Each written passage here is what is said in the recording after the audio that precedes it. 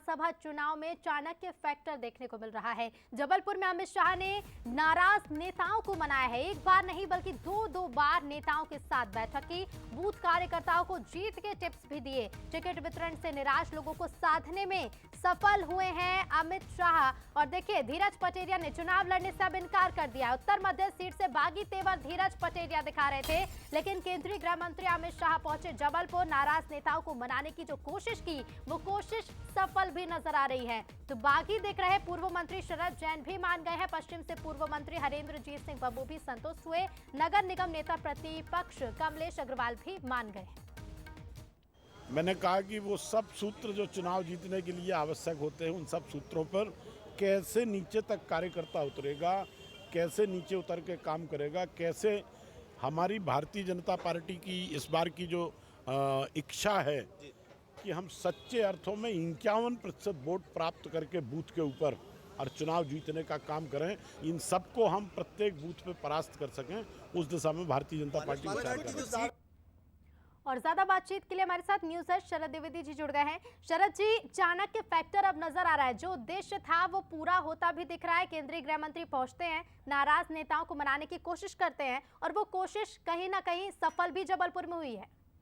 देखिए, ये बड़ा अपने आप में बहुत ही दिलचस्प, और मेरे ख्याल से जब से मैं 25-26 सालों से पत्रकारिता में हूँ, मैंने ये पहला मौका देखा है कि स्थानीय स्तर पर ऐसे नेताओं को, जिनका, मैं ये नहीं कहता कि किसी का स्तर कम होता है, किसी का अधिक होता है, लेकिन ये बात बिल्कुल ठीक है कि नगर निगम में नेता प्रतिपक्ष स्तर के व्यक्ति को मनाने का काम अगर देश का बीजेपी का नंबर 2 की हायरार्की का नेता करे, जिसको बीजेपी का चाणक्य माना जाता है, चुनावी राजनीति का बीजेपी की, तो ये मैंने पहली बार देखा है। और ये बताता है कि इस बार चुनाव की कमान का एक बड़ा मजबूत सिरा केंद्रीय नेतृत्व ने बीजेपी के संभाल रखा है, और ये हमने टिकट चयन में भी देखा, चुनाव प्रचार में भी देखा, और अब असंतुष्टों को मनाने के काम में भी अमित शाह जिस तरह से जुटे हैं, कि जिसमें शरद जैन या हरेंद्रजीत सिंह बब्बू या धीरज पटेरिया या कमलेश अग्रवाल जैसे स्थानीय नेताओं को मनाने का काम अगर अमित शाह कर रहे हैं, तो ये बताता है कि बीजेपी किस लेवल पर जाकर मध्य प्रदेश में चुनाव लड़ रही है।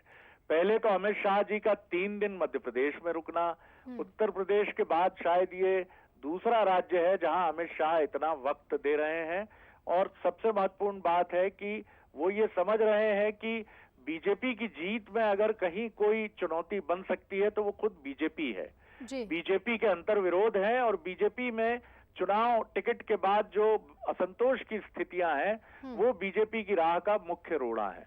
तो इनको दूर करने के लिए वो जिस तरह से, और आप कल्पना करिए कि अगर घर में कोई विवाद है किसी, और घर का सबसे प्रभावशाली व्यक्ति उसमें मध्यस्थ बनकर आता है, तो वो विवाद क्यों करना सुलझेगा।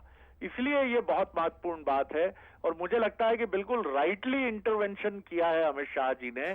कांग्रेस में भी इस गंभीरता के लिए दिग्विजय सिंह जाने जाते हैं, लेकिन अभी उनकी क्या भूमिका है और वो किस तरह आगे बढ़ रहे हैं, ये तो समय बताएगा। लेकिन अमित शाह अपना जिम्मा पूरी ताकत से कर रहे हैं, बिना ये सोचे हुए कि मेरा व्यक्तित्व क्या है, मेरी हायरार्की क्या है, और मैं किस स्तर पर आकर चुनाव में अपनी भूमिका का निर्वाह कर रहा हूँ। जी बिल्कुल शरद जी, क्योंकि जिस तरह से बीजेपी ये कहती भी आई, और ये कहीं ना कहीं साबित भी केंद्रीय मंत्री ने कर दिया है, नाराज कार्यकर्ताओं को मनाकर के हर एक कार्यकर्ता पार्टी के लिए कितना जरूरी है। फिलहाल शुक्रिया आपका तमाम बातचीत के लिए।